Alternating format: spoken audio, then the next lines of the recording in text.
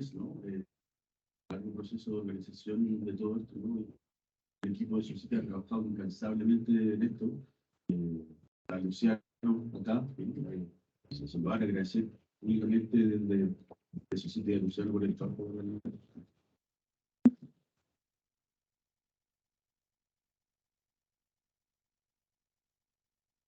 Hay un concepto que propone el Congreso, es interesante, ¿no? Poder encontrarnos, en el caso de Societe. 2018 fue la última vez que estuvimos en Santiago, Chile. A mí me tocó ser uno de los organizadores de allá. Increíblemente han pasado una gran cantidad de cosas en América Latina, en el mundo, ¿va? Que han venido a transformar un poco, hasta un poco, ¿no? El contexto, los problemas, los objetos, ¿no? Comillas, los que trabajamos. Y así que primero que nada, un gran saludo a todos. Un gran honor, la verdad, ¿no? Para mí personalmente estar acá, para acompañarnos del maravilloso panel, ¿no? Gente amiga, gente maestra, ¿no? Así que eso, un saludo para todos. Nosotros pensamos en organizar una sesión inaugural, ¿no? Un panel presidencial, proponiendo algunas reflexiones, ¿no? Sobre nuestras agendas de investigación en América Latina y qué nos podría situar, ¿no?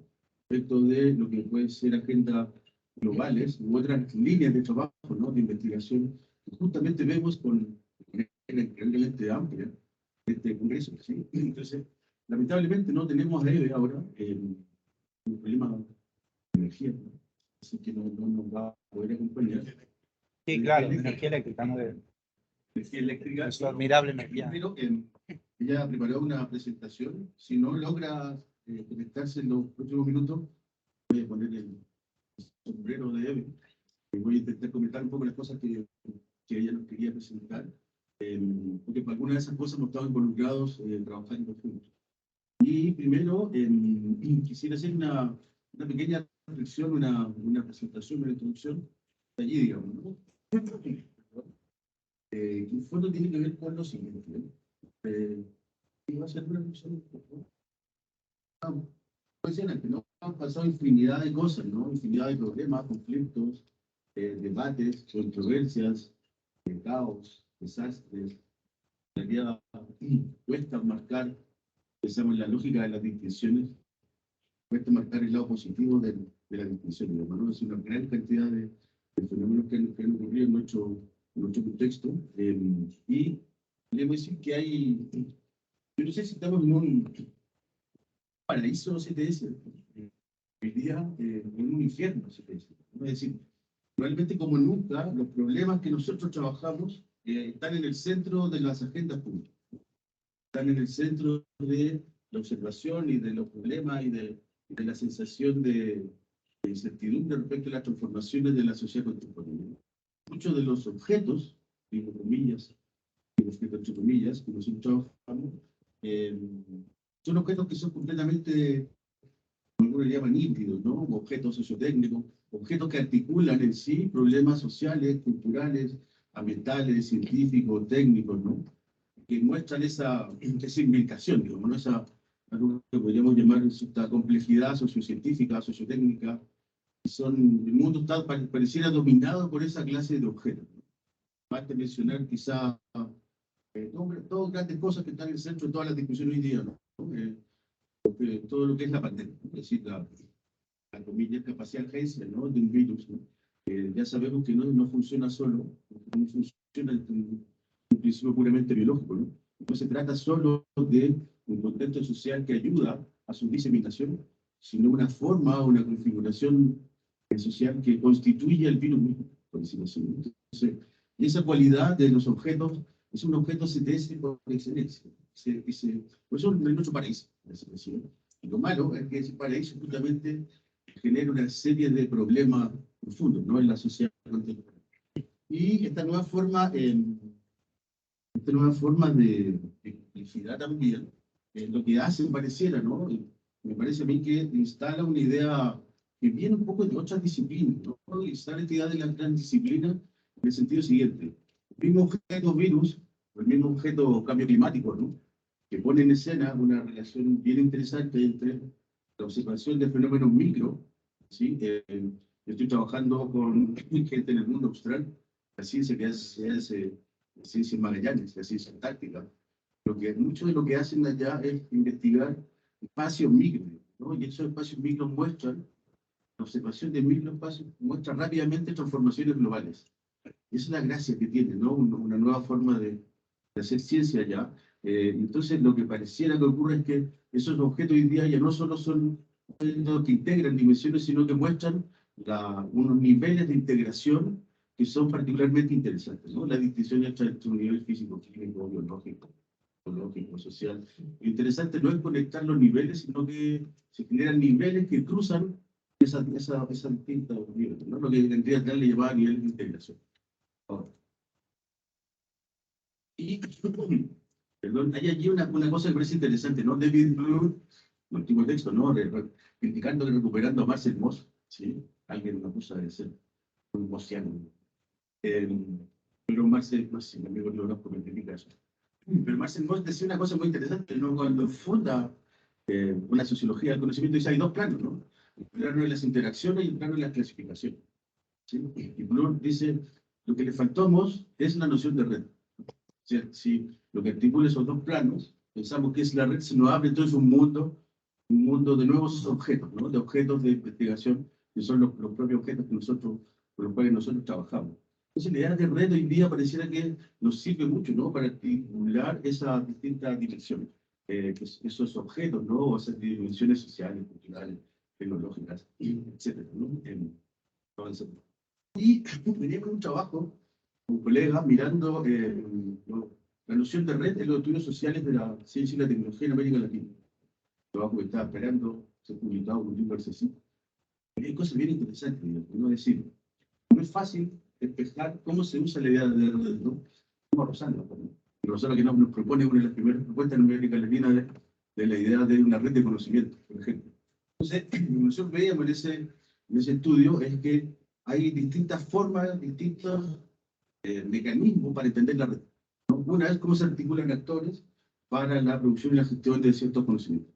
Es un campo extremadamente importante que constituye una tradición de aproximación en América Latina. Pero hay hoy día también otras líneas sobre el uso de red que trabajan, por ejemplo, sobre la colaboración científica, ¿no? La evaluación científica, que empiezan a ser temas centrales hoy día. Los temas de innovación tecnológica, cómo una red permite o no los procesos de innovación tecnológica. La red, la idea de red es la vinculación de la universidad, o de una universidad con su entorno. ¿Sí? Todo el tironeo que hay hoy día hacia la vinculación con el medio, que se llama. Y, perdón, los modelos de gestión del conocimiento, el problema de la sustentabilidad, y cómo se articulan distintos actores para enfrentar problemas de sustentabilidad, etc. O sea, hay una diseminación de la idea de red en nuestro estudio. Y, se me había olvidado, tenía el examen en que ya pero bueno, ya está. La cosa es que en América Latina pareciera que la forma como observamos los problemas, como vamos construyendo agendas de investigación, tiene que ver con un tipo de observación bien particular, ¿no? Bien rara. Y es que es la observación de una especie de vacío, ¿no? O una brecha. Es decir, cuando hacemos una discusión de cuál es el impacto del COVID en la sociedad, siempre vemos que falta algo. Si algo se hizo mal, algo faltó, algo no funcionó, algo fue mal diseñado. Esa sensación de vacío y de brecha es bastante decidora, ¿no?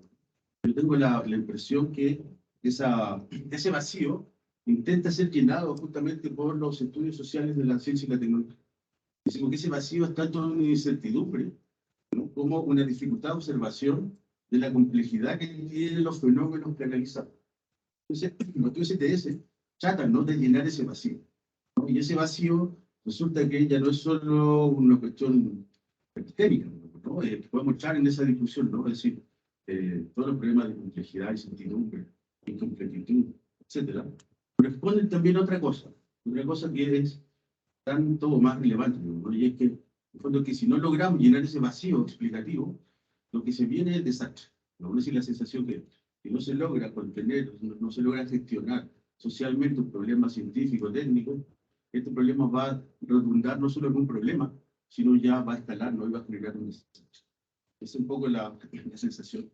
Entonces, uno de los temas que una de las tareas que tenemos como CTS en América Latina es la búsqueda de esos mecanismos, ¿no? Es decir, qué formas, qué relacionamientos, cómo se articulan los fenómenos para hacernos comprensibles esos vacíos, ¿no?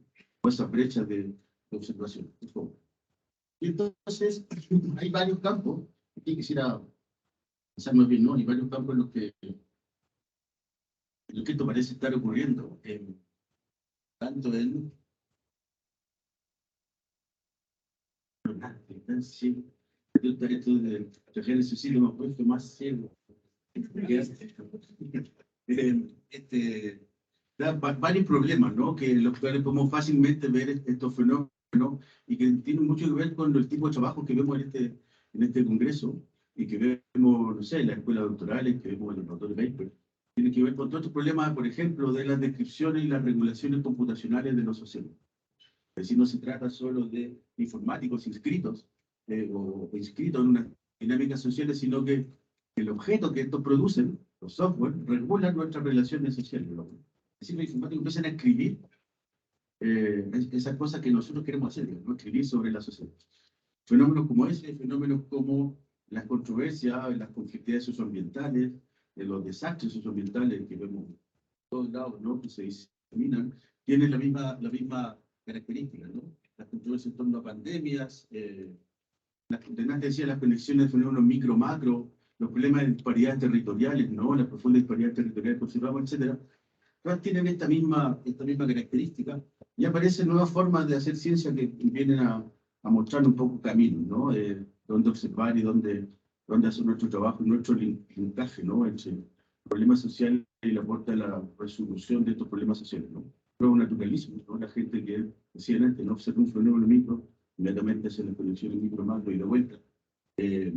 Las nuevas formas el nuevo innovacionismo, la ciencia por potencial de desarrollo, que la conocemos, pero que hoy día empieza a intentar generar soluciones para los problemas que esas propias líneas de investigación fueron generando en el pasado, la propia ciencia sobre la gestión de la ciencia, etc., ¿no? Avanza. Bueno, entonces, en estos giros, en esta transformación, hay varias cuestiones que parecen ser nuestra tarea hoy día, ¿no? Como agenda CTS en América Latina, o formas de la arquitectura institucional de ciencia y tecnología, que son un problema tradicional, pero que se mantiene como una preocupación. El problema de la forma de evaluación científica, también, ¿no? Un problema tradicional, pero que hoy día que se reconfigura. El acceso a la construcción del sistema de ciencia abierta, conocimiento abierto, hasta las ciencias ciudadanas, ¿no? Son también nuevos fenómenos que nos obligan un poco a reflexionar en América Latina. El tema de las controversias, las conflictividades, los diálogos de saberes, que se ha usado mucho, ¿no? Para poner unos apellidos simétricos, verdaderamente simétricos y no simulacros de diálogo. Y finalmente los giros socioterritoriales, que justamente una de las cosas sobre las que quería trabajar la presentación ¿no? Justamente sobre eso. Bueno, es un poco lo que yo quería compartir como una reflexión general para abrir esta sesión, la plenaria. Y es raro, digamos, no me va a tocar ponerme el sombrero de, ¿sí? Así que si puedes pasar a la otra presentación.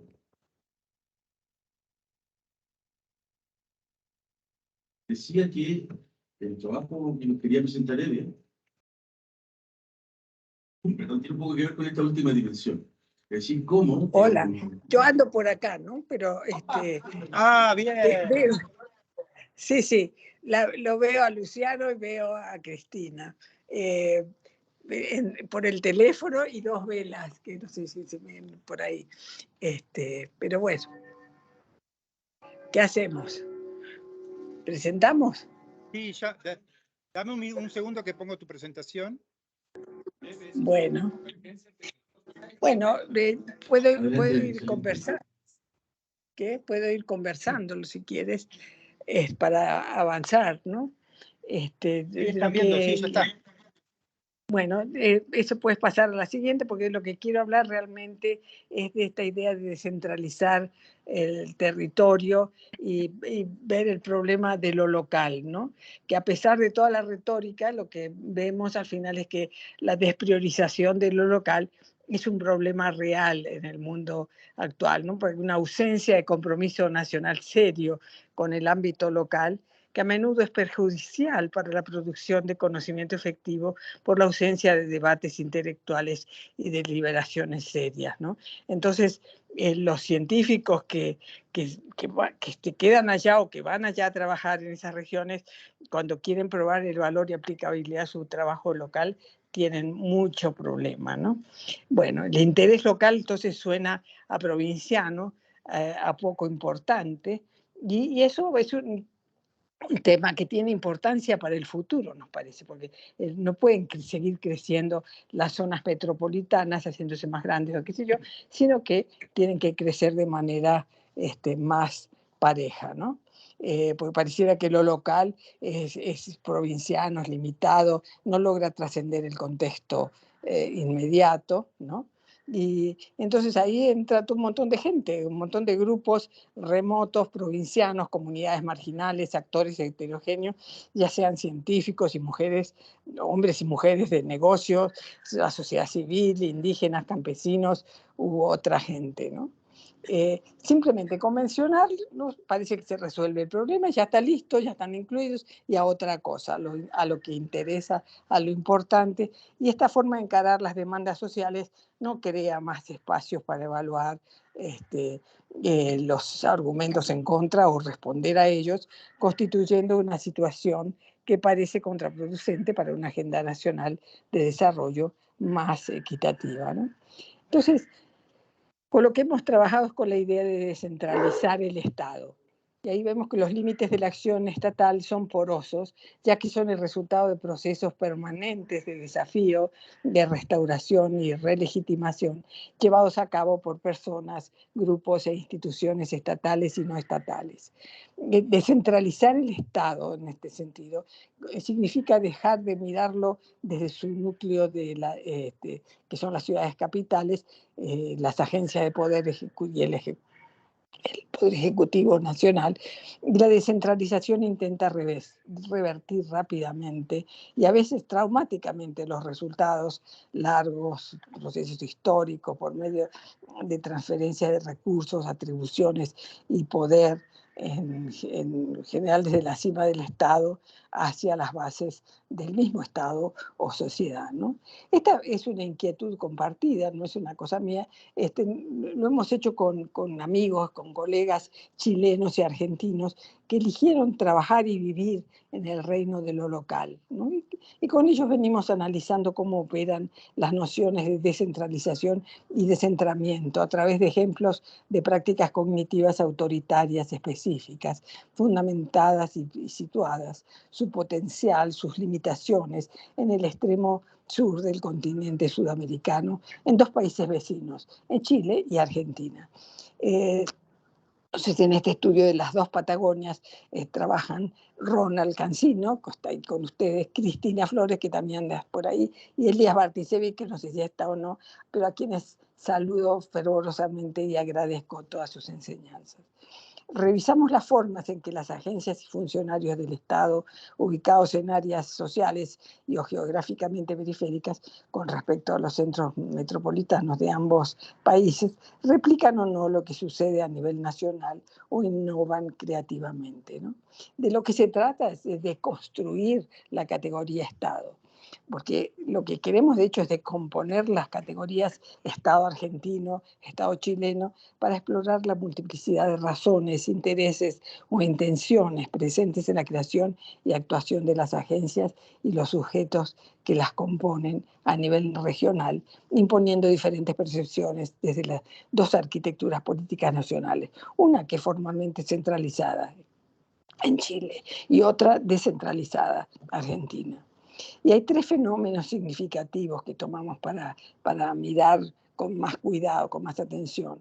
La minería, es decir, el extractivismo, la salmonicultura, por la contaminación que implica, y los incendios forestales, pérdida de biodiversidad vinculada a los intereses de la tala y la conservación, y la conciencia de los efectos socioambientales locales y globales todo ello dando como resultado un panorama altamente complejo que nos ayuda a comprender los dilemas del descentramiento y descentralización de las agencias de investigación. Lo que vemos entonces es una dinámica descentrada. La construcción de agendas locales actualmente activa una dinámica descentrada que reúne propuestas parciales expresivas de las especificidades asociadas con la biodiversidad y herencia natural, cultural, ¿no? Y lo que vemos es que la pequeña escala de las capacidades apunta a dar continuidad a líneas de investigación que articulan preocupaciones sobre el daño ambiental y patrimonial que impone el tipo de desarrollo. Especialmente en Argentina, por lo que he podido ver, el CONICET y el Ministerio de Ciencia y Tecnología, en el centro metropolitano, en Buenos Aires, La Plata, en fin, en la metrópolis, a menudo olvidan los problemas culturales y estructurales de la región patagónica. Se han iniciado proyectos con flagrantes insuficiencias de recursos, justificados con el argumento de que se realizan con las universidades del sur, ignorando que esas del sur llevan una existencia modesta, cuando no precaria, totalmente incapaces del nivel de compromiso necesario. Actualmente en Chile hay una débil cultura sureña responsable que aparece con bastante fuerza en una transición a mecanismos descentralizados. Pero lo interesante del caso es hoy en día que estos procesos son altamente translocales, es decir, que lo local se engancha con lo global. En los dos países estas actividades pujan por acceder a áreas que son clasificadas como valiosas y vulnerables y que están protegidas en los planes de manejo nacionales. Esas actividades altamente lucrativas se despliegan en territorios de alta vulnerabilidad ambiental, biodiversidad única y en un marco de instituciones débiles y un sistema de incentivos y regulaciones, para decirlo de manera elegante, flexible. Cómo impactan negativamente a los territorios, generan la movilización ciudadana. Los argumentos empleados en documentos de investigación y gerencia para legitimar y anclar políticamente la posibilidad de operaciones en áreas clasificadas como vulnerables están ligados a la importancia de preservar el rol del país como un productor internacional estable. Pero entonces lo que vemos es la transición a la descentralización, que es activada por tres procesos o giros, ¿no? Un giro hacia las demandas sociales después de los estallidos sociales, ¿no?, que incentivan a la realización de agendas locales para el análisis de transformaciones territoriales específicas, ¿no? Esto tiene que ver con la relación entre ecosistemas, actividad humana, rol de factores sociales, etc. En segundo lugar, la instalación de agendas de cambio climático global como fundamental en eventos políticos locales, mejorando la posibilidad de aumentar las capacidades de ciencia y técnica. Es interesante que este descentramiento de las líneas de investigación relacionado con el cambio climático comience entonces a articular una lógica micro, macro, micro. Y por último, la descentralización política en cuestiones de desarrollo regional y especialmente ciencia, tecnología e innovación. Los sistemas científicos tienden a institucionalizar la carrera del investigador, en el caso argentino, o a estimular el laissez-faire entre los científicos individuales que distribuyen recursos y redes para apoyar líneas de investigación en Chile. Esto genera mecanismos que afectan la dinámica de la descentralización de la investigación y de las agendas científicas en los dos países, ¿no? Lo que hemos visto entonces es otra manera de entender la descentralización. Bueno, vemos que las agendas científicas y las especificidades naturales de los territorios están cruzadas por preocupaciones globales y locales, tienen implicaciones para la toma de decisiones políticas y la construcción de políticas nacionales que permiten reconciliar agendas conflictivas, múltiples y a menudo de verdad conflictivas, ¿no? La descentralización apunta a dar nacimiento a redes más amplias y más interconectadas, especialmente en los márgenes en los cuales se distribuye el poder. La agencia distribuida, producida a través de procesos de decisión descentralizados, puede dar lugar a diferentes tipos de agencia, ya sea emancipatorias, éticas, etcétera, en respuesta a la necesidad de reconocer a otros sujetos como conocentes en comunidades epistémicas. como ideas corporizadas en textos, las agendas son descentradas a través de actores y capacidades a su vez descentralizadas. Bueno, así, abuelo de pájaro, por WhatsApp y con 2 velas que me iluminan, les agradezco mucho, logré presentarles estas ideas que me parecen un trabajo muy interesante que estamos haciendo con los amigos. Gracias.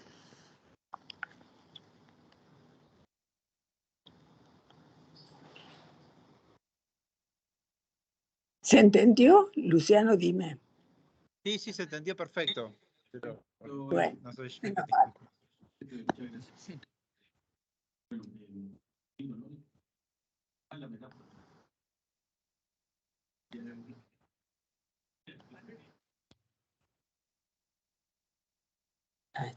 Acá sí había luz. Ahí te estamos viendo, Eve. Sí, ahora sí. Yo no había puesto el micrófono, se ve que en el apuro no lo había visto porque estoy mirando así. Bueno, siguiendo con esta, la idea es comentar, ¿no? Conversar con nuestros panelistas y quisiéramos darle la palabra a Rosario. ¿Qué opina, no? ¿Qué les genera?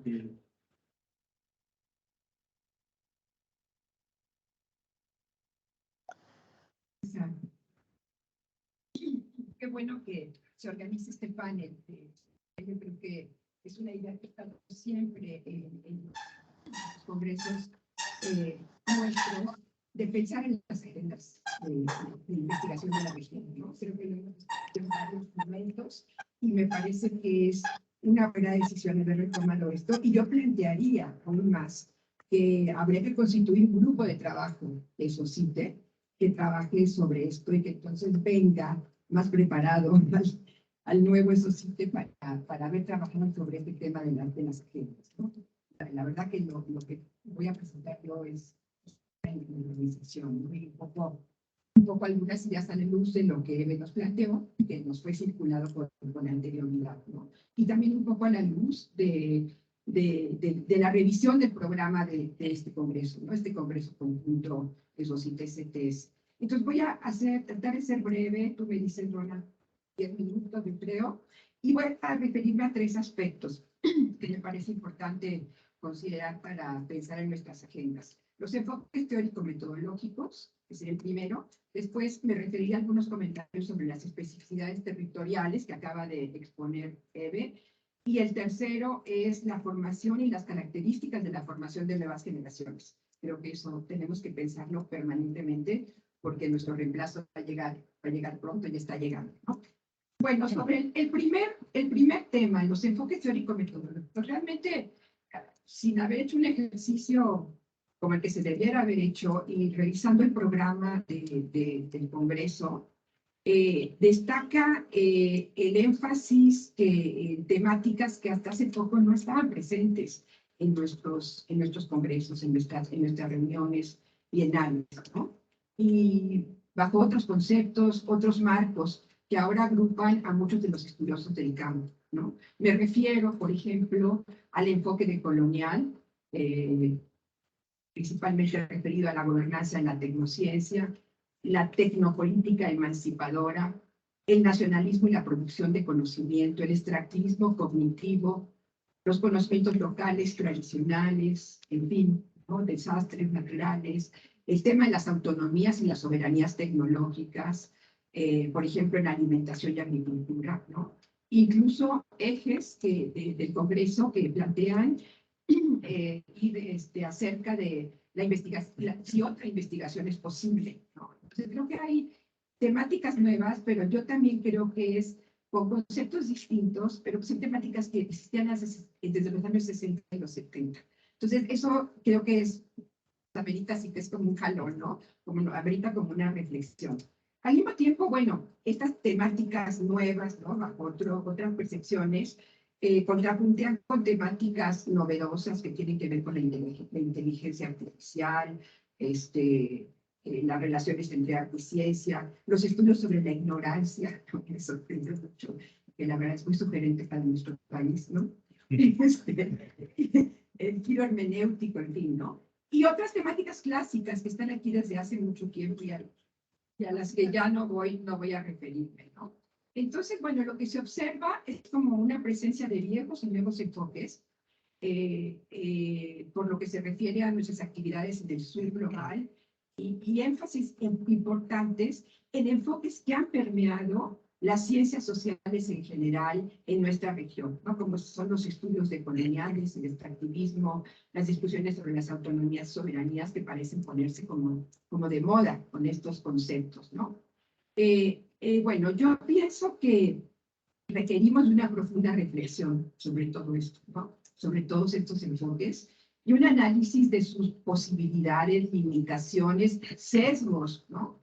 Frente, por ejemplo, a lo que significó el pensamiento latinoamericano en ciencia, tecnología y sociedad, que se caracterizó en nuestra región en los años 60 y 70 y dentro del cual hubo diferentes posiciones y corrientes que han sido documentadas por varios de los colegas de nuestro campo, algunas moderadas, otras radicales, otras utópicas, ¿no? Entonces me parece que a la luz del pensamiento Platz, me parece que tendríamos que reflexionar ahora sobre estas nuevas corrientes, bueno, no son tan nuevas, ¿no? Pero sobre estas corrientes de pensamiento de las ciencias sociales que ahora están insertas en el campo CTS, ¿no? Como las que yo mencionaba, los estudios decoloniales, el extractivismo, etcétera, ¿no?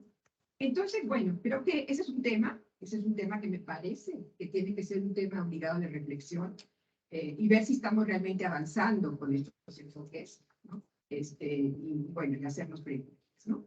El segundo tema es el tema que ya tocó Eve, que yo le llamo de las especificidades territoriales en las agendas CTS, ¿no? Y que, bueno, que yo comparto ampliamente porque yo he venido trabajando de alguna manera y junto con gente con la que hemos colaborado conjuntamente desde hace más de 20 años, hemos venido pensando en esta mirada descentralizadora, ¿no? Que de alguna manera ¿no? Tendría como una nueva lógica de desarrollo para nuestros países y también para las políticas públicas de ciencia y tecnología, ¿no?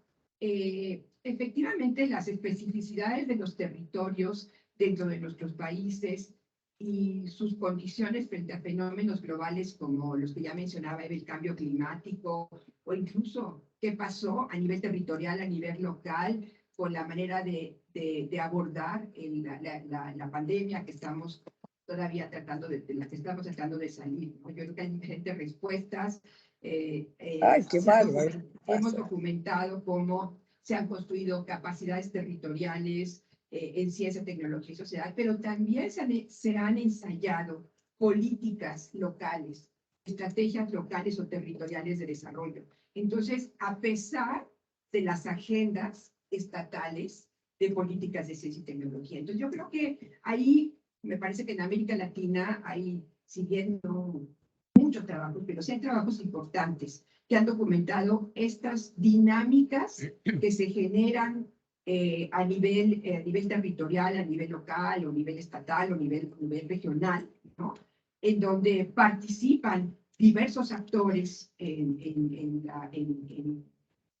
tanto en el desarrollo de capacidades como en el toma de decisiones, y en donde se trata de un proceso en que se han producido múltiples aprendizajes, ¿no? Y que han implicado el compromiso de un conjunto heterogéneo de actores, ¿no? Incluso se han ensayado algunos mecanismos de política. Yo me acuerdo ahora, claro, en una lógica distinta, en México, hace algunos años, antes del cambio, se habían intentado definir agendas regionales y estatales de innovación, ¿no? Y también tuvimos en algún momento, en los fines de los años 90, los sistemas de investigación regionales, que tendrían que estar abocados a las problemáticas, a las demandas regionales, territoriales, que tienen características muy específicas. Entonces, creo que esta idea ha estado ahí puesta. A mí me parece bueno que ahora la retomen ustedes, ¿no? Y claro, cómo salir un poco de la imposición de esas políticas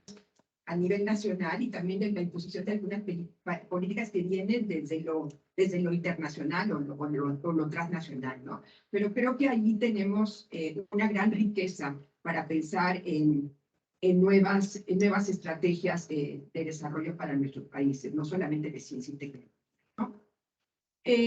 Y también, por ejemplo, para pensar en cómo actividades que no se pueden dejar, como por ejemplo en la minería, porque ha sido extractivista, pero cómo pensar en nuevas formas de producción para la minería, ¿no? Que no sean extractivistas. Entonces, creo que ahí tenemos la comunidad CTS muchísimo trabajo que hacer, ¿no?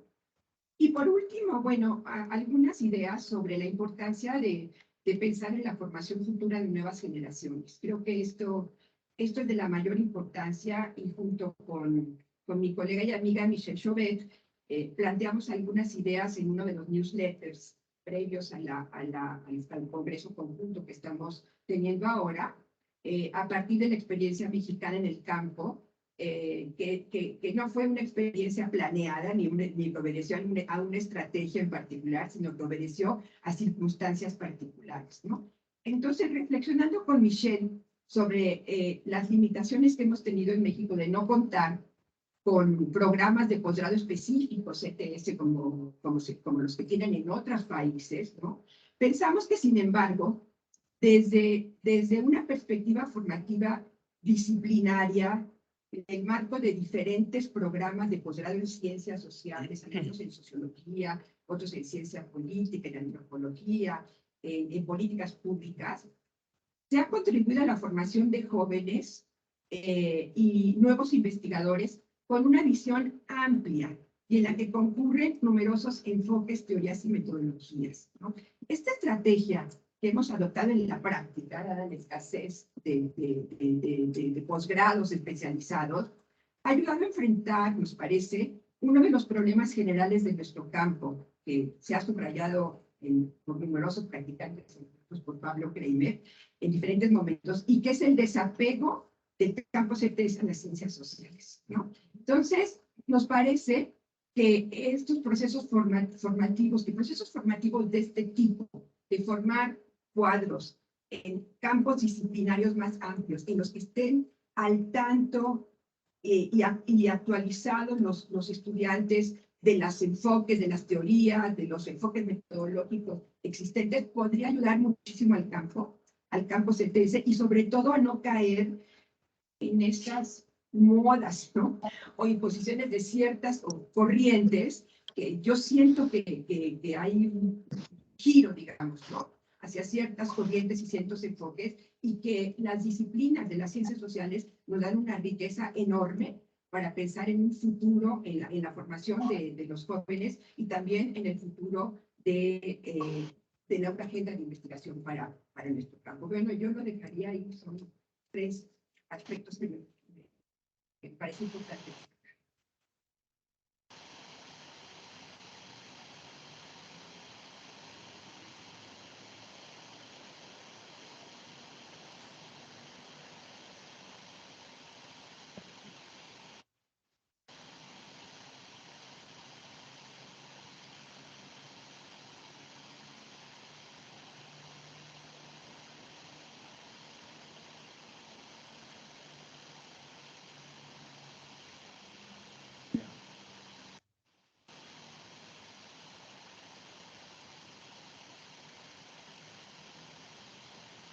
Dizer que, bom, eu vou falar em português, se não está claro.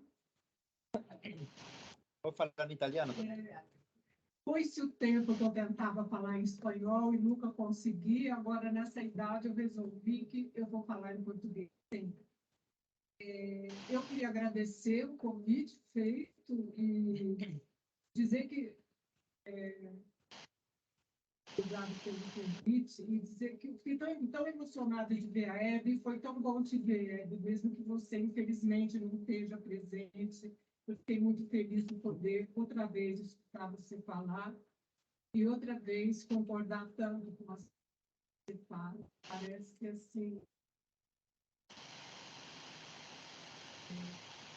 é um exagero, mas realmente não é um exagero. Eu concordo 100% com as coisas que você falou.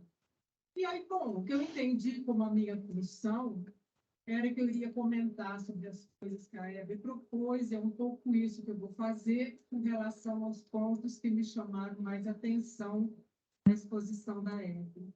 Eu queria destacar dois aspectos. Ela fala da desvalorização do local que acontece e não só das necessidades do local, mas de todos os grupos de ocupações, incluindo os investigadores, que têm que constantemente justificar a importância do seu trabalho para a realidade local e da descentralização do Estado. E eu vou falar da perspectiva brasileira, claro, e dizer que esses temas vários que têm a ver com a desvalorização do local ou a não inclusão do local nas agendas das mais diferentes atividades, a descentralização do Estado, a necessidade de avaliar como é que os recursos são alocados e quem é que deve receber recursos para fazer o quê.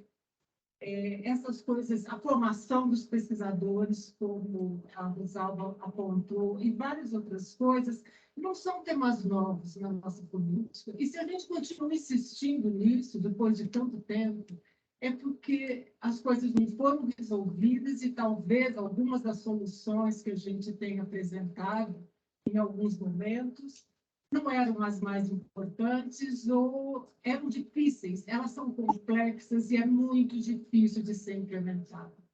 Uma coisa é a gente falar sobre o que deveria ser feito ou o que a gente vê que não está certo. A outra coisa é conseguir implementar isso no nível do país ou de uma região. Essas coisas são muito difíceis porque nós temos uma situação, de fato, um contexto social que está consolidado, que tem relações de poder muito claras. E mudar essas relações de poder, mais do que um projeto CTS, é um projeto político. E a gente tem que ter políticos que estejam realmente dispostos a implementar essas mudanças e que a gente tenha um acordo político sobre essas mudanças que têm que ser feitas e por quais mecanismos elas devem ser feitas. Então, assim, só a título de exemplo, falando do caso brasileiro, por exemplo, vamos falar da descentralização. O Brasil, a questão da descentralização do Estado, ela é uma realidade na estrutura, vamos dizer assim, organizacional brasileira. Eu não posso falar pelos outros países latino-americanos, que tem algumas semelhanças, em alguns, em outros não. Mas, por exemplo, a saúde federal, no caso brasileiro, é extremamente descentralizada. Ela se rebate nos estados e nos municípios. Quando a gente viu, por exemplo, no caso da Covid, os municípios, cada cidade poderia decidir sobre se teria quarentena ou não teria quarentena. A própria Corte Suprema decidiu que, constitucionalmente, isso era uma decisão no nível dos municípios, e não era uma decisão federal. Isso acontece também no sistema educacional. Você tem diretrizes básicas, fundamentais de política dadas pelo governo federal, mas você tem também a implementação dessas políticas está a cargo do Estado. Tanto que alguns estados no Brasil têm uma educação elementar municipal e outras têm estadual, mais importante. Na verdade, uma mescla das duas, mas qual é mais importante varia muito de estado para estado. Mas falando especificamente da política científica e tecnológica, desde a última Constituição brasileira, que é de 1988, no primeiro governo depois da ditadura militar, existia um exemplo que era o Estado de São Paulo, quer dizer, fora as estruturas federais, como o CNPq ou a CAPES, que são conhecidas, no nível estadual, você tinha São Paulo, que tinha uma FAPESP, uma Fundação de Amparo à Investigação, no nível estadual, que era extremamente bem-sucedida. Feita a Constituição Federal, todos os estados tiveram que fazer as suas constituições estaduais. E dos 27 estados brasileiros, 26 deles têm uma FAP, uma Fundação de Amparo à Pesquisa, com orçamento determinado constitucionalmente, que varia de 0,5% a 2% da arrecadação de cada estado. Então, assim, isso por princípio, deveria permitir que, no nível estadual, você tivesse uma política de ciência e tecnologia bastante descentralizada. O que quer dizer que o arcabouço institucional está dado. É suficiente isso? A outra coisa importante que o Brasil criou logo depois da ditadura militar foram as conferências nacionais de ciência e tecnologia, que eram realizadas a cada 5 anos e que também determinavam a agenda principal a partir de reuniões do nível municipal, no nível estadual, que depois se confirmavam durante 7 dias de muitas e muitas centenas de pessoas envolvidas para determinar a agenda. Obviamente que com esse último governo tudo isso terminou, não vamos falar desse último governo, porque realmente só tem coisa ruim para falar. Bom, mas as conferências nacionais, junto com essa estrutura das partes para ciência e tecnologia, criaram um arcabouço institucional favorável. Bom, quais são os problemas que tem para fazer com que essa estrutura, esse arcabouço institucional, com leis que estão previstas na Constituição de cada Estado, possam, de fato, ter um impacto e criar uma situação onde essas agendas possam ser determinadas no nível de Estado, de maneira a incluir as especificidades, as necessidades desses casos, tá certo? Bom, aí nós temos vários problemas. Primeiro, que no Brasil, essa história de que a gente tem uma obrigação constitucional de alocar certos recursos, nem sempre funciona. Na verdade, os recursos estão deixando de ir para os estados nos últimos anos, então tem uma falta de recursos do nível estadual para realmente implementar uma política local. E a construção dessa agenda? Quem participa na construção dessa agenda no nível estadual? Tá? Bom, o que a gente observa nos poucos estudos que são feitos sobre o desempenho dessas FAPs, dessas agendas, dessas fundações de apoio à investigação no nível estadual, é que ela basicamente reproduz o modelo da FAPESP, daquela de São Paulo, que é basicamente a cientista. Entendeu? Você mudar essa relação de poder de quantos e quantos anos na América Latina, onde quem dita a agenda é a comunidade acadêmica, é a comunidade científica. Os anos do Renato está se debatendo sobre o coração vermelho, da cabeça preta. Aún no estando, sale. Assim, é porque, de fato, você mudar, você realmente colocar novos atores sociais na construção da agenda, é uma coisa que a gente ainda não conseguiu, de fato, levantar. Quando muito, a gente consegue trazer algum ONG, ou, no máximo, alguns industriais, né? Quando tem esse incentivo para criar uma política de inovação no nível, então você traz alguns industriais locais, mas realmente você tratar daqueles excluídos, os que são os excluídos, e como é trazê-los para realmente ser representados e dizer, eu acho que nós ainda não encontramos. Bom, uma das razões que a gente não consegue fazer isso também é que esses pesquisadores, eles têm pouco dinheiro. Segundo, para eles conseguirem as coisas no sistema que está ficando cada vez mais competitivo, eles são julgados pelos critérios absolutamente tradicionais.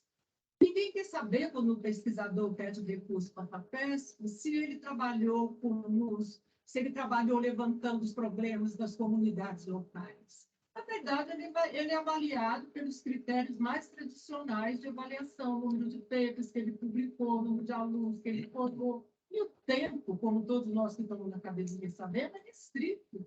Você fazer uma pesquisa junto às comunidades locais é uma coisa que leva tempo, demanda seu tempo, demanda energia. Quantos de nós ainda podemos fazer isso? Bom, e finalmente eu queria tocar que, para a gente tentar mudar essa mentalidade e conseguir formar pesquisadores, investigadores que realmente têm um compromisso com o seu local, nós temos que passar a formar os pesquisadores de modo diferente. Eu estou falando isso há muitos anos. Eu tenho a solução? Não tenho, mas eu estou dizendo há muitos anos que esse sistema de doutorado que nós criamos, onde a pessoa trabalha de modo individual, aonde ela chega com o projeto que ela quer e trabalha de modo individual, e nós, orientadores, mostramos mais ou menos o caminho, talvez uma parte dessa formação possa continuar a ser feita assim, mas nós temos que formar pesquisadores de maneira como nós, como comunidade CTS, aprendemos como é que se produz, se usa conhecimento. Esse conhecimento tem que ser produzido em rede. Ele tem que ser produzido em rede desde o começo da construção da agenda. E nós estamos formando pesquisadores que não sabem trabalhar em rede, que trabalham disciplinarmente. E quando tem os concursos no Brasil para substituir o professor, se uma pessoa chega com doutorado em PCT, em Política Científica e Tecnológica, muitas vezes não nem pode se inscrever. Ela não pode se inscrever porque eles querem um doutorado em Sociologia ou um doutorado em Ciência Política, não vale PCT. Quantos alunos nós tivemos que não podem se inscrever em concursos porque eles têm um doutorado em PCT? Então, eu acho que nós temos muitos problemas práticos para resolver, e eu concordo que a Eva apontou vários deles, mas nós temos que avançar nesses caminhos para uma solução. Nós temos que pensar nisso.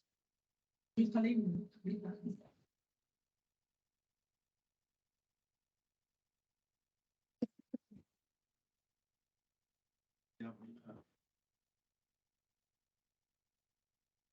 Lea, un grande abrazo para ti.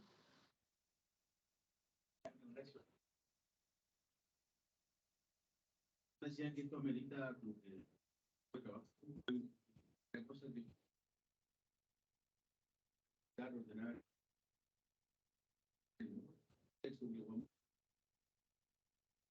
hay cosas. Primero que está el tema del valor de la experiencia comparada.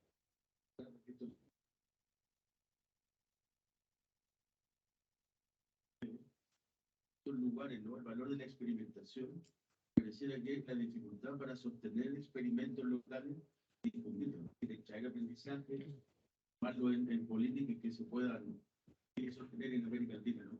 Lo que indica un problema de debilidad institucional, ¿no? que normalmente ocurre. Dicho eso,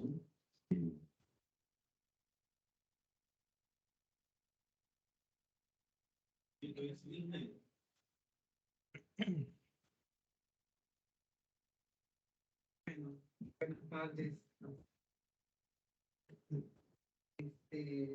Organicé en muchos de los temas que han salido aquí en varias aulas. No se escucha, Noela. Entonces tal vez no esté. ¿Ahora? ¿Mejora? Sí, sí. Bueno, entonces, Mejora. Organicé mi presentación en relación a esta cuestión de lo local a partir de los sistemas de evaluación vigentes, que Lea traía ahora al final, como sistemas que tienen un fuerte poder conformador de agendas.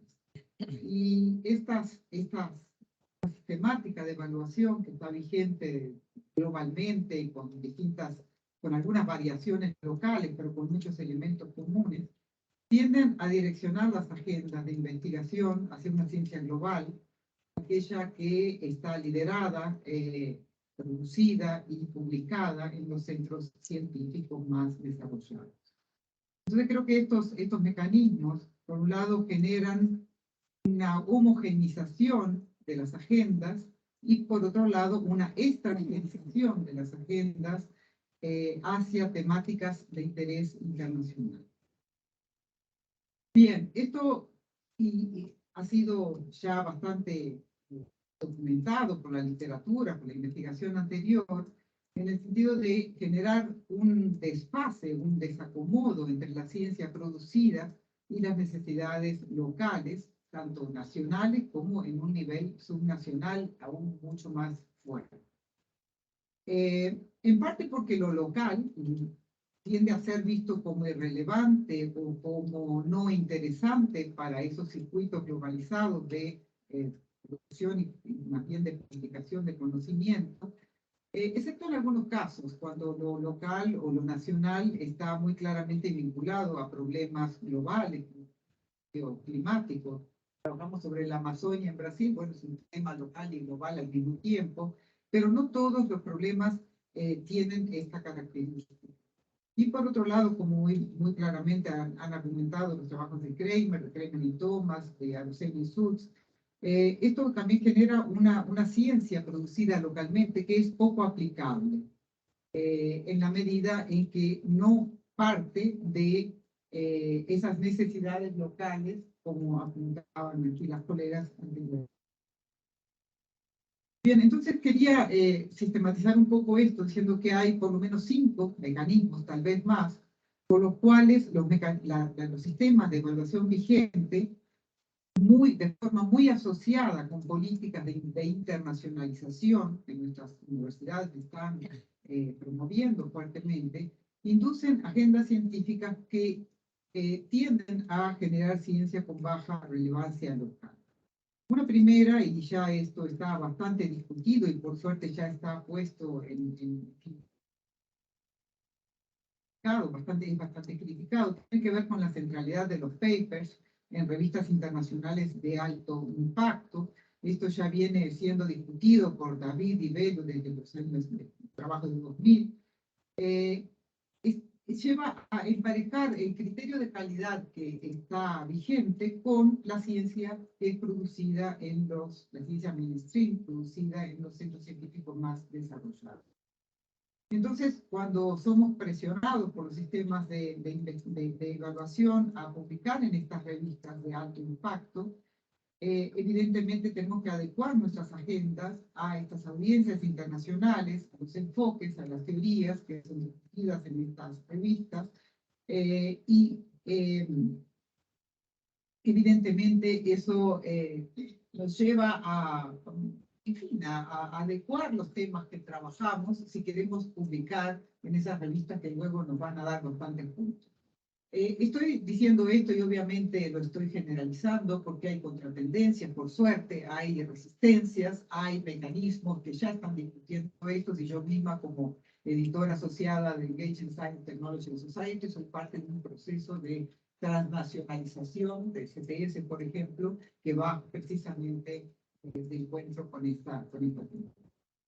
Un segundo aspecto es que estos sistemas de evaluación de la investigación promueven un concepto universal y abstracto de la calidad, y hay bastante crítica en este sentido, porque todos estos indicadores que se usan, de hecho, no son capaces de indagar qué es calidad. En realidad miden impacto, y peor, no miden impacto en lo local, en lo nacional, sino miden impacto en la literatura. Entonces, estos indicadores no traen ninguna capacidad para medir o evaluar en qué medida la ciencia producida es relevante para el contexto en que se investiga, ni qué medida ese conocimiento es adecuado para el contexto local. Esto ha sido muy cuestionado por una serie de manifiestos que hemos revisado con Amílcar David hace 2 o 3 años, más la pandemia. Siempre la pandemia se me va ya hace 5 años, bueno, en fin, yo que sé, 4 o 5 años, pero en fin, esos manifiestos de ley, en el Academic Manifesto, etc. Y también ha sido destacado no solo en los contextos de ciencia periférica, sino que también ha sido destacado, por ejemplo, por Daniel Sarewitz en relación a Estados Unidos, destacando que hay un gap de relevancia en la ciencia producida, o en aquel trabajo de Wilson y colegas sobre metric time.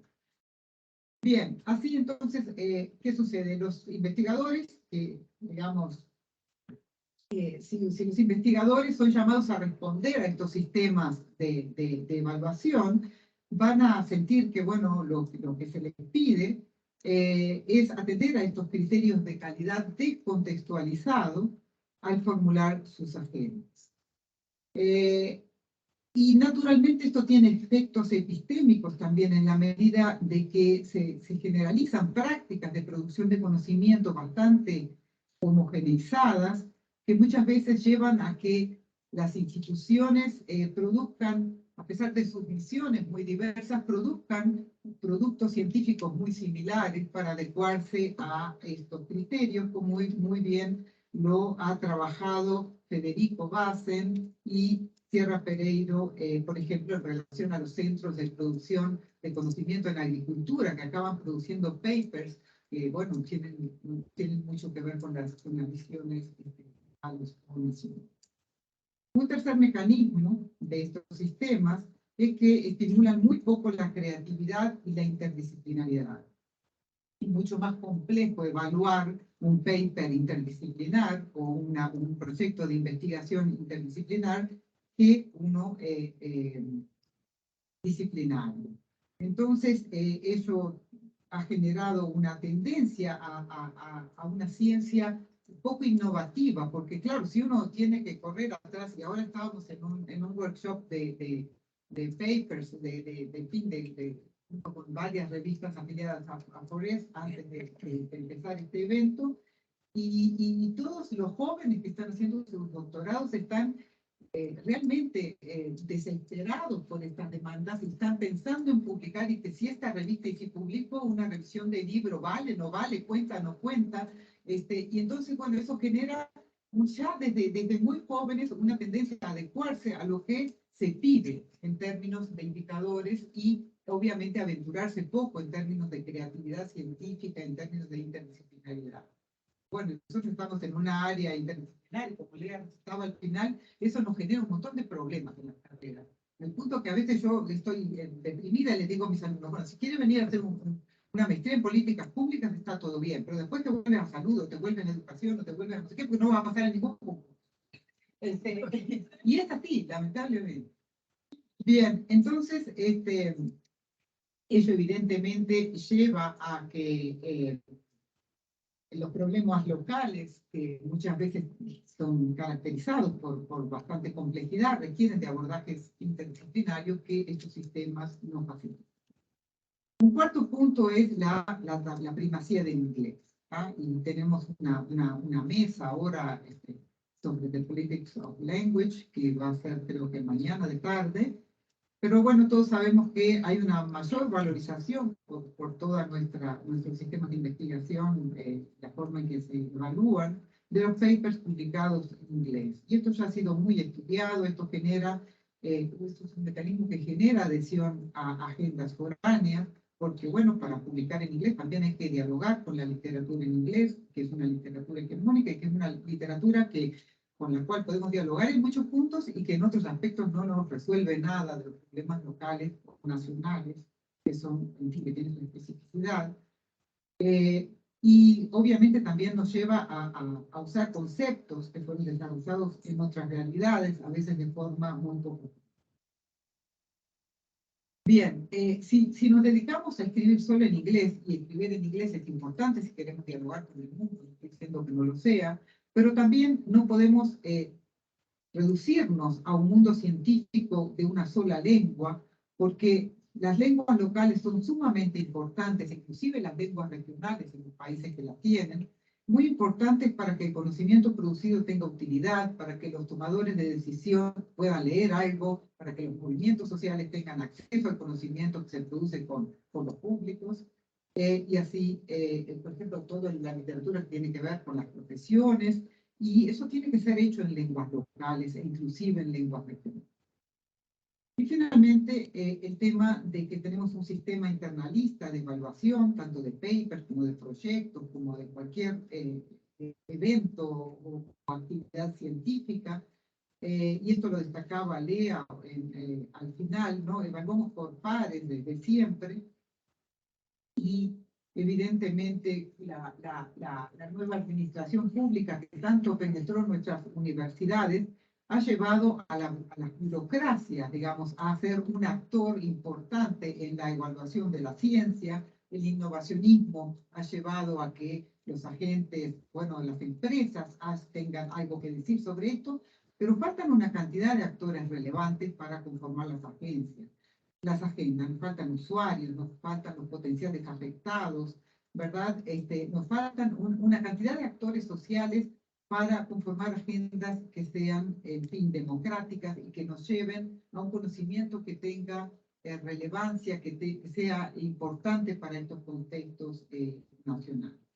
Bien, y cerrando, porque ya estoy hablando de más, estamos en un momento en que hay algunas señales de cambio y por lo tanto un momento importante para crear cambio. Hay muchas críticas que se van acumulando en los últimos 10, 15 años a este sistema de evaluación científica, esos famosos manifiestos que desde 2010 en adelante han proliferado.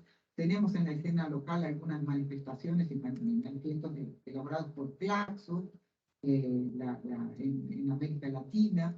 Tenemos algunas experiencias y algunas prácticas de evaluación alternativas por algunas universidades europeas. Tenemos un documento reciente que recomienda a las universidades europeas cambiar los sistemas de evaluación e ir a formas más cualitativas. Tenemos China, que bueno, dejen de publicar todos los papers afuera y bueno, queremos ganar todos los ratings, y han dicho no, precisamos también volver a los sistemas nacionales y a publicar en los periódicos nacionales en chino. En fin, creo que el cambio en los sistemas de evaluación resulta imprescindible para valorizar agendas locales, para valorizar producción de conocimiento que sea más relevante, más pertinente, más utilizable, y al mismo tiempo que nos lleve a, en fin, a crear nuevas formas de vincular lo local, lo nacional, lo global.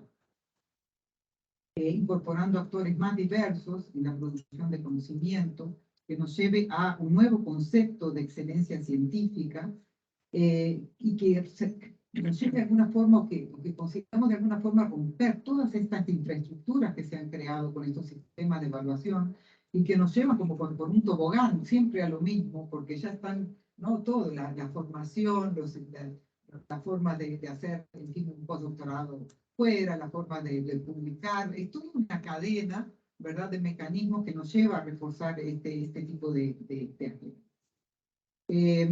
Bien, vinculado a esto y muy importante, tenemos la cuestión del multilingüismo y la necesidad de fortalecer las lenguas nacionales como lenguas científicas, una cuestión que también vamos a discutir en el panel mañana. Bueno, cierro por aquí.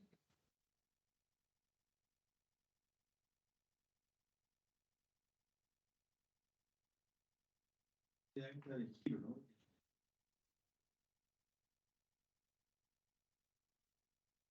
Giro de la-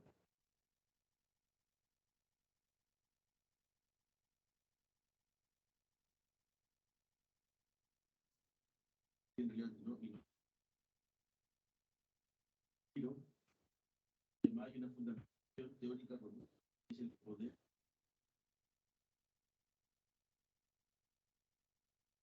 ¿No? Para la línea de trabajo.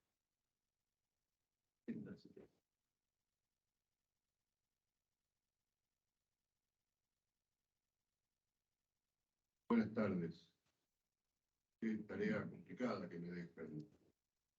Para despertar a todos, están todos pensando en ir a tomar el cóctel.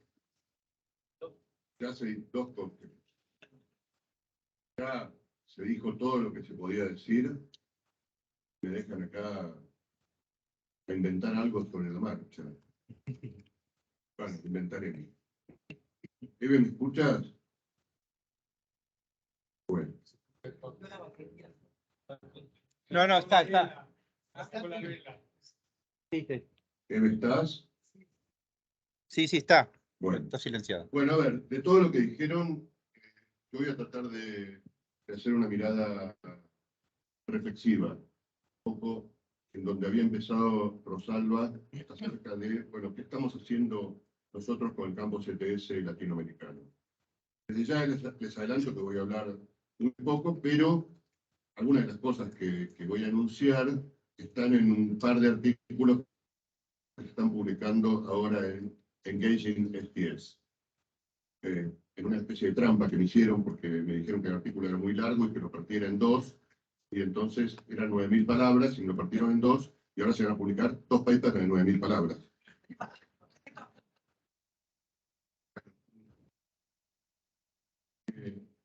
pero las bancas que los puntos.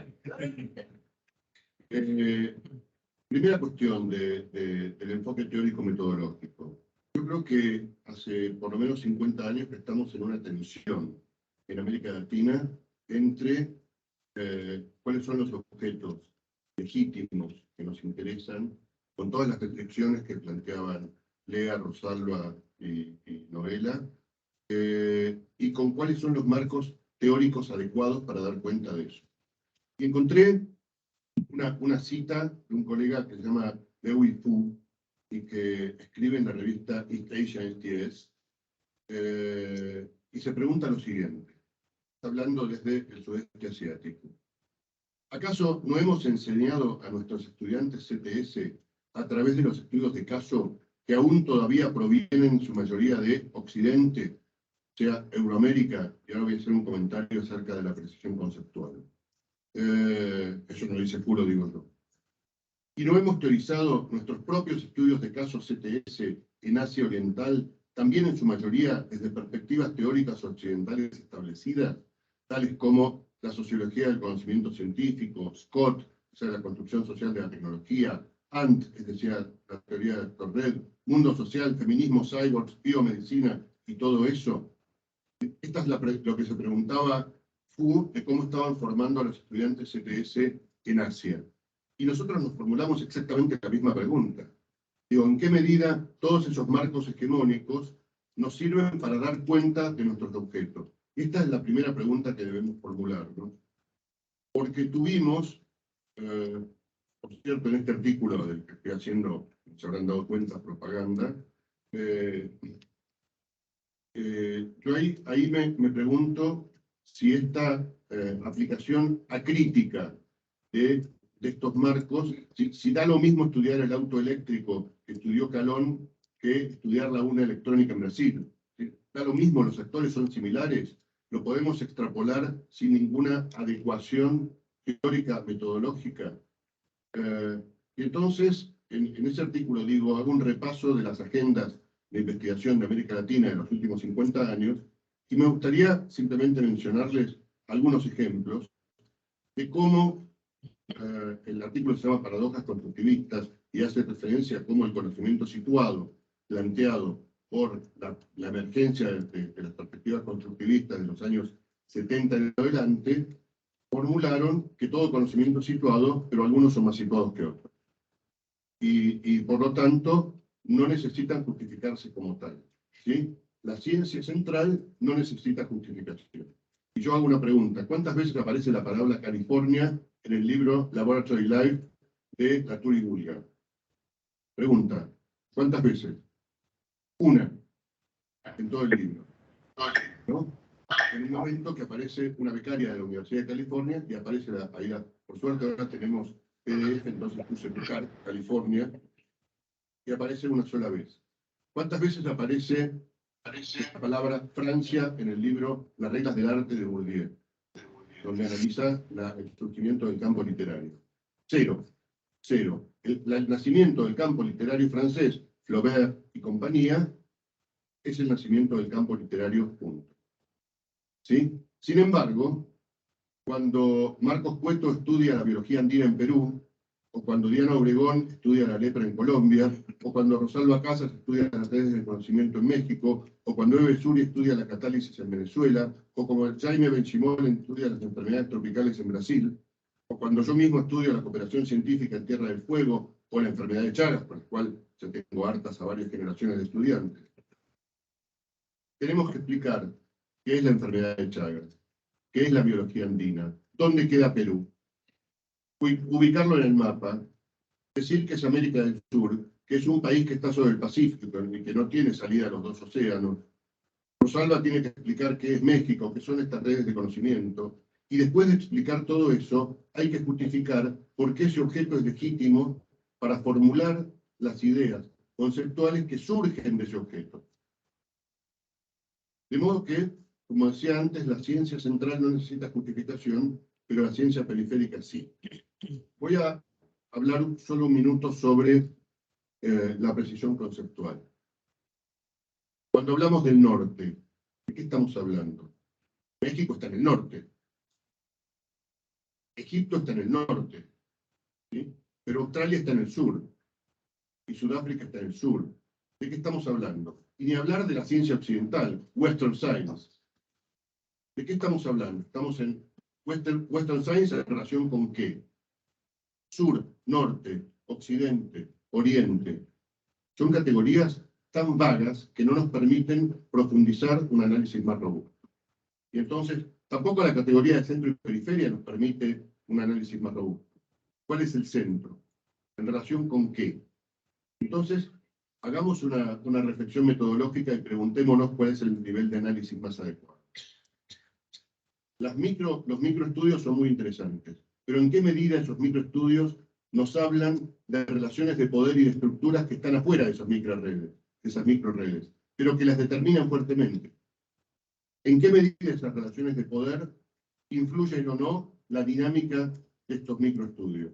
Y por otro lado, estos grandes agregados tampoco nos permiten avanzar sobre una estructura de relaciones sociales que tiene consecuencias mucho más profundas, pero que tenemos que determinar a qué nivel de análisis. Mi propuesta metodológica es trabajar con el nivel de los campos y de las especialidades, porque son espacios que nos permiten al mismo tiempo, y disculpen que voy a citar a nuestro viejo amigo Robert Merton, una teoría de alcance intermedio, que no permite estudiar toda la globalidad,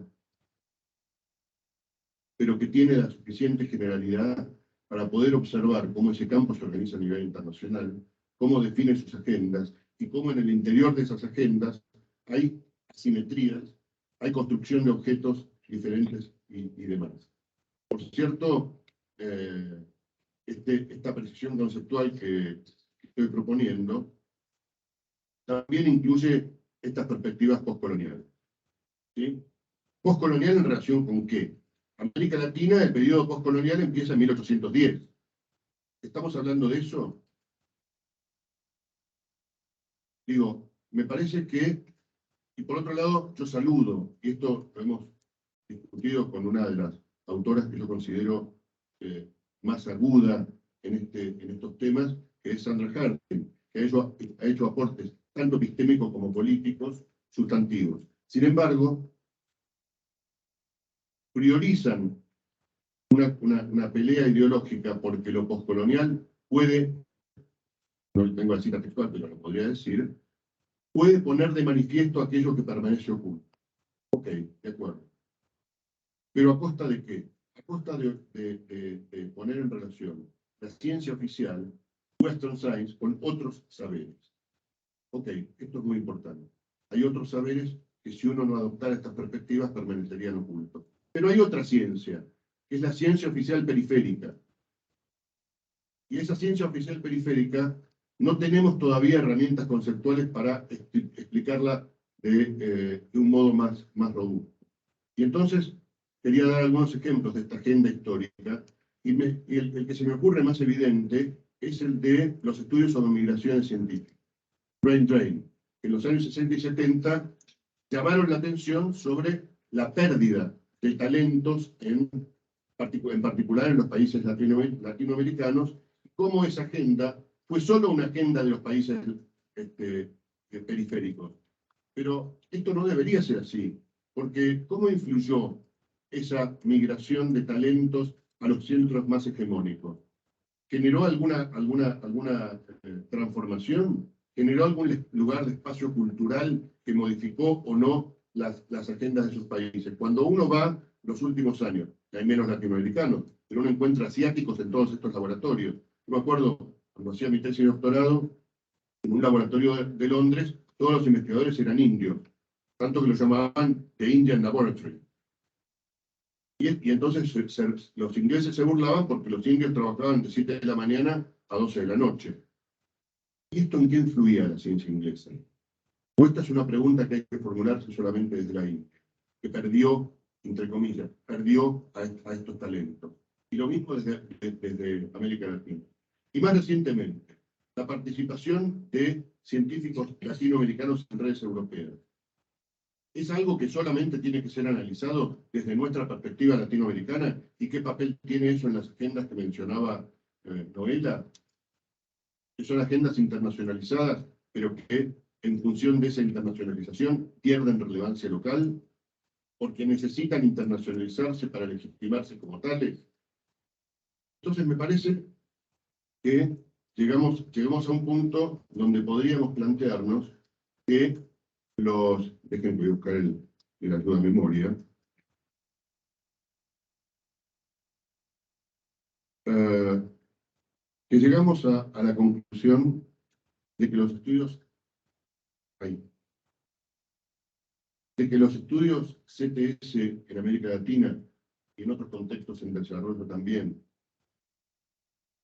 están frente al desafío de una triple periferialidad. En primer lugar, porque los objetos, son nuestros objetos, escapan a la tecnociencia de Euroamérica y son percibidos como objetos secundarios, subordinados, menos interesantes, menos sexys para el campo CTS internacional. En segundo lugar, porque quienes nos dedicamos a estudiar estos problemas también aparecemos en una posición subordinada. Quisiera citarme a mí mismo, pero no tengo más remedio. Estamos también en una posición de integración subordinada. ¿Sí? Estamos aquí en un congreso internacional con nuestros colegas de Forest, en donde estamos discutiendo nuestras agendas y no hay nadie de Forest. Bueno, uno. Pero tú eres un híbrido. Lactante. Y en tercer lugar, las observaciones y sobre todo los aportes teóricos, conceptuales, basados en dichos contextos, basados en dichos objetos, parecen estar más limitados, ser más locales, ¿sí?, que aquellas surgidas en contextos centrales. Entonces, la dificultad para producir teorías basadas en esos objetos que escapen a la aplicación acrítica de conceptos. Ustedes saben que en América Latina uno puede encontrar los calonianos latinoamericanos, los laturianos latinoamericanos, los Scott latinoamericanos. Una vez me enteré de que había un grupo que se llama lacanoamericanos, de psicoanalistas. Y entonces, entre esa replicación acrítica y la producción conceptual basada en objetos que parecen menos fuertes para la producción de teoría, tenemos un desafío que es mucho mayor, pero que yo creo que no queda más remedio que enfrentar. Y que entonces, cuando nosotros producimos conceptualmente, tenemos que reivindicar que esos objetos sobre los cuales estamos produciendo esa teoría son objetos legítimos. Aún si tenemos que dibujar el mapa y mostrar dónde quedan. Aún si tenemos que justificar doblemente la pertinencia, tanto cognitiva como política, de esos objetos. Gracias.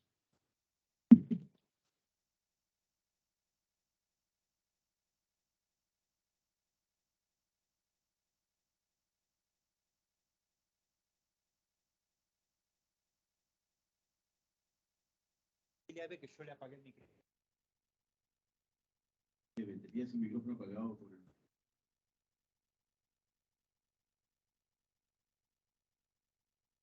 No, yo no lo puedo abrir.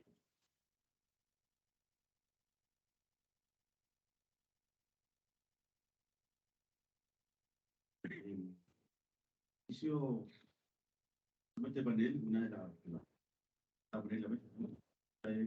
cuáles son los mecanismos que inciden en las formas de construcción de las agendas científicas latinoamericanas y globales, ¿no? Y decía que hay una heterogeneidad de formas, y en el Congreso vemos una diversidad y una heterogeneidad de temáticas, ¿no? Y probablemente en esa heterogeneidad, solo una parte de esa heterogeneidad está más cerca de las preocupaciones que hemos discutido hoy día acá, ¿no? Este Congreso conjunto. Y parece, me ha hecho decir que varias cosas, y sigo retomando la idea de Rosalba, varias líneas de trabajo probablemente las que podríamos continuar. Así, ¿qué mecanismos imprimen dinámica a la agenda CTS en América Latina? Y que a su vez serían pistas de lo que pasa con la ciencia latinoamericana, ¿no? Si aún seguimos detrás del objeto. Nuevas formas de internacionalización, lo planteaba Lea, lo planteaba Pablo también, ¿no? Fuertes declaraciones, una nueva lectura de la integración subordinada, Pablo. tensiones sobre los enfoques, ¿no? Es decir, la forma como construimos enfoques teóricos y metodologías para abordar nuestros problemas, lo que queda con el modo como se forma gente, ¿no? Cómo se forma las nuevas generaciones en nuestro campo. Y una cuestión más de arquitectura institucional, ¿no? La descentralización, la forma de inscripción, ¿no? De las dinámicas locales y territoriales y cómo se articulan las redes. También allí serían lugares donde se están creando nuevos mecanismos, ¿no? Y por último, las formas de evaluación científica, que en el fondo son la regulación de todo el marco normativo, ¿no? Institucional, que regulan estos distintos niveles de objeción del mundo científico, de unas arquitecturas institucionales, ¿no? Intentando articularse, ya sea respecto de espacios micro o de espacios macro globales, ¿no? Entonces pareciera que tenemos una agenda, ¿no? De discusión y que yo desde que participo en esto, hace unos años, ¿sí? Siempre he visto como una constante, ¿no? Es decir, hay una identidad, los estudios CTS, lo que veo hoy, este panel hoy día, y que bueno, y que bonito más verlo, ¿no? Que existe aún esa discusión y probablemente un anclaje político de la reflexión y de la observación CTS sobre lo que ocurre en América Latina, ¿no? Y eso también probablemente nos diferencia de otras agendas CTS. Eso, no sé si está él finalmente para ver si tengo un saludo, una despedida. 9, si nos estás escuchando, si nos estás escuchando, un saludo, un abrazo a la distancia, ¿sí? Y bueno, muchas gracias, ¿sí? Saludos a todos. Y ahora tenemos un lujo esto, ¿no? Tenemos dos cócteles, ¿no? Tenemos el cóctel afuera para nosotros. El nuestro tiene alcohol, el otro no. Bueno, ¿para qué vamos a decir más, digamos, ¿no? El nuestro Pero no, ¿vamos a abrir la palabra? Vamos a abrir la palabra. Ah, perdón, no sé si tenemos tiempo, Luciano. Hay 20 minutos. Tenemos 20 minutos, ¿sí? ¿Y son las? Bueno, sí, No sé, bueno. digo. Parece. ¿Alguien quiere plantear algo?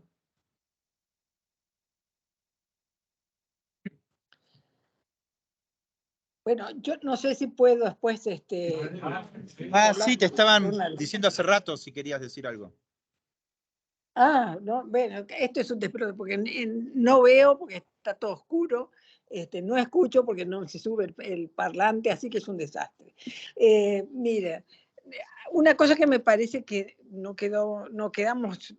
enfaticé suficiente tal vez, y no quedó suficientemente claro, es que hay regiones que como parte de todo este proceso de tragedia, de desastre, del cambio ambiental, del cambio climático, en fin, todo esto, tiene un valor especial. La Patagonia tiene un valor especial de los dos lados de la frontera, Chile y Argentina. Los temas que aparecen son temas también típicamente actuales, ¿no? Son temas que tienen que ver con el ambiente, con el clima, con los cambios climáticos, etcétera, que interesan desde el punto de vista internacional, desde el punto de vista global, pero son problemas que tienen un basamento, una fundamentación muy, muy estrecha con los territorios, con los lugares, con lo local, ¿no? Entonces esto es distinto, no es nada más lo chiquito, lo local, que bueno, por supuesto, siempre es lo mal visto, lo olvidado, lo provinciano, etcétera, sino que es este enganche entre lo local y lo global, que hace que lo nacional tenga que jugar de manera diferente, porque tanto lo local como lo global inciden en la toma de decisiones nacionales, y eso genera novedad. Me parece que eso va a llevar a transformaciones en las políticas públicas y en la forma como se da la dinámica descentralizadora del Estado ahora. Y hay ejemplos concretos de institutos, de programas ubicados en los dos países y en otros países que tienen situaciones similares, donde la cosa climática y ambiental juega un rol relevante. Creo que eso es novedoso y hay que enfatizarlo, ¿no?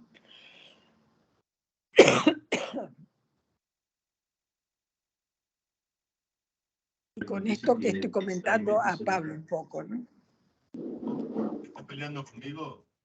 Sí, no, peleando no, comentando, pero la seguimos después. Lástima que no podemos estar ahí para el cóctel. Bueno, nos dicen que tiempo, ¿no? Tenemos que tenemos que hacer, ¿no? Hasta luego la actividad con 6:30, años son las 6. No escucho nada, no sé. Entonces, estamos cerrando la actividad ahora. Ok. Bueno, no es una pregunta, me pareció muy interesante que ya yo agregar dos dimensiones que creo que han estado implícitas y creo que hay que expresarlas. La primera tiene que ver con, digamos, la dificultad de construir agendas de manera diferente, tiene que ver con las debilidades institucionales de nuestras instituciones, ¿no? La inestabilidad ocasionada por inestabilidades políticas generales a nivel nacional. Y eso provoca vaivenes, fluctuaciones, y eso tiene impacto en cómo adoptamos e importamos sistemas de evaluación, sistemas de profesionalización, porque nuestras instituciones no somos capaces por sus debilidades intrínsecas. Esa es una dimensión que está presente, implícita, y que habría que, digamos, estudiarla, analizarla, y porque forma parte del comportamiento de nuestras comunidades científicas. Y la otra, para agregar un punto más al Pablo Freire Reloaded, o la tercera generación Pablo Freire,